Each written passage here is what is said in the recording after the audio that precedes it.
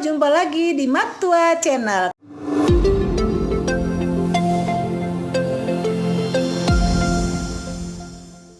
Kali ini kita akan membahas mengenai KD 3.13 menganalisis sweetbread, tetapi dengan menggunakan metode Tangzong. Nah, kali ini kita akan mempelajari teori-teori terlebih dahulu apa yang harus kita pahami mengenai sweetbread ini. Adapun tujuan pembelajaran kita yaitu diharapkan kalian setelah mempelajari materi ini dapat mengumpulkan, menganalisa, dan mengorganisasikan informasi mengenai sweetbread.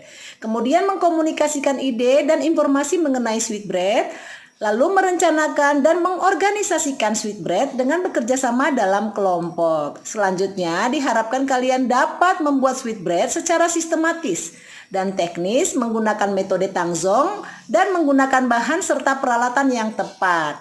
Setelah itu, kalian juga harus dapat memecahkan masalah ketika dalam pembuatan sweetbread berlangsung. Lalu, terakhir kalian harus dapat menyajikan, menyimpan, dan mengemas sweetbread dengan menggunakan bahan dan teknik yang tepat. Sebelum kita memulai, apa itu sweetbread atau yang biasa kita sebut dengan roti manis? Jadi kalau dikatakan roti manis ini merupakan roti yang rasanya manisnya menonjol, ya, teksturnya empuk dan umumnya dapat ditambahkan berbagai macam isi.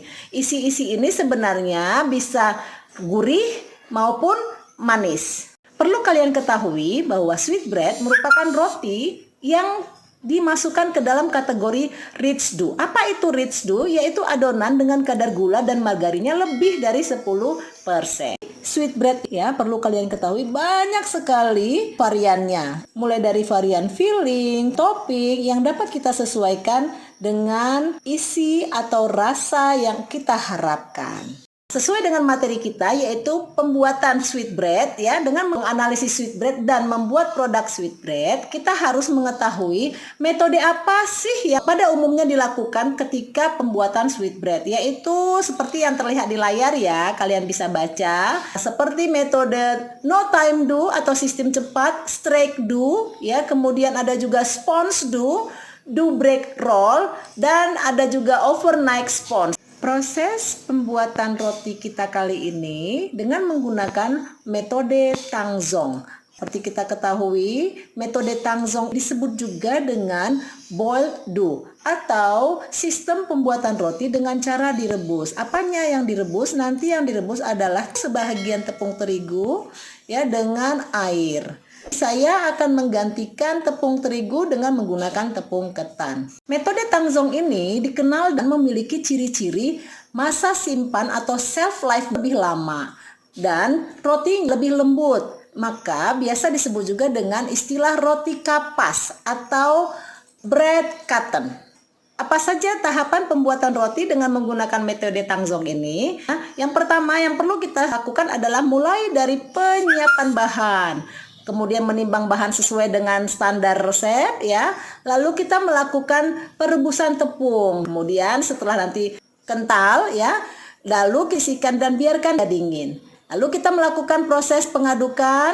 Setelah proses pengadukan terjadi sampai kalis, lalu resting atau kita fermentasi. Proses selanjutnya adalah knocking atau digesting ya. Kemudian kita lakukan proses potong timbang. Pada saat potong timbang ini nanti bersamaan waktunya dengan melakukan proses molding. Nah, setelah intermediate proofing, kita melakukan pembentukan atau seating. Pada saat proses pembentukan atau seating inilah akan menjadikan nama roti sesuai dengan bentuk, sesuai dengan isi ataupun topping daripada roti kita. Ya, setelah kita selesai membentuk, lalu kita melakukan final proofing. Lalu melakukan proses egg wash bila diperlukan, disesuaikan dengan jenis rotinya. Dan berikutnya yaitu baking. Pada baking ini diperlukan beberapa keahlian untuk melihat kemampuan kita menentukan suhu sesuai dengan roti yang akan dibakar. Setelah proses baking selesai, kita lakukan proses cooling.